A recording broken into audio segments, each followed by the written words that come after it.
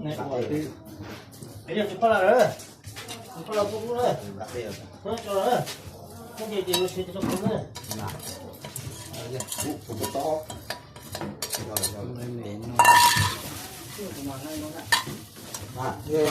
rồi nó đắt cả con tao cho bớt tiếp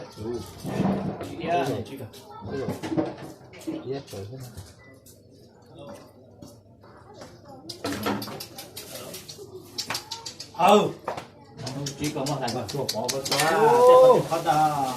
quá chỉ được cái nào đúng rồi được đó anh dùng cho nó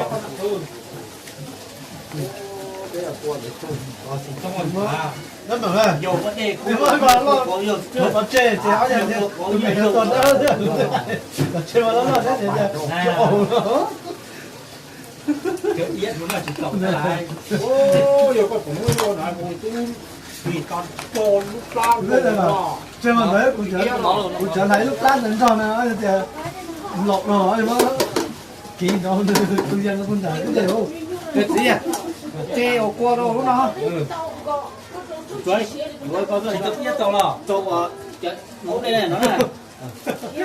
Giờ lúc đó là ta thấy bò, từ lên nó tí mà bắt tàu. Lúc đầu cái đến mà chỉ tàu mà được chết. Tàu bỏ xe thôi, cho nó là cú một đôi. Thì cái con tàu phò này, cú một con chúng ta chỉ được cú được, không chút lọt đâu. Đó, ghế này nè. Biết rồi, thế để cho, thế thôi, đó là phương tiện. ai sẽ ở đây là đây mình nó Tàu con không à? Đang đứng không phải, nhưng mà đang đứng một con.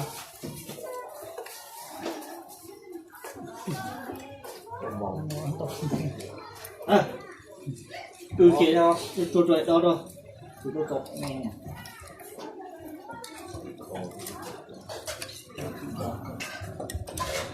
Nó hỏi là không đồ lúc mà có ơi.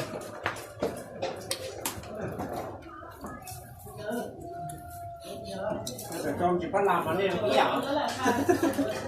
Kia là chỉ phát làm, kia chỉ phát làm.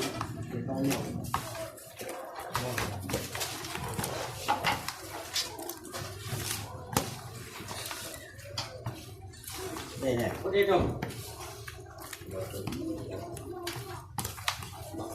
đi qua vùng trên khá chừng sâu quá, có chừng sâu. Ăn tôm thế liều không? Con chặt chân là cả không? trái Ra có bên này ra mà chặt. Nói là bây giờ rất cổ nhiều à. Nên đi ra nếu mà bên đó thì khá luôn luôn tao. Trong đây còn còn nữa.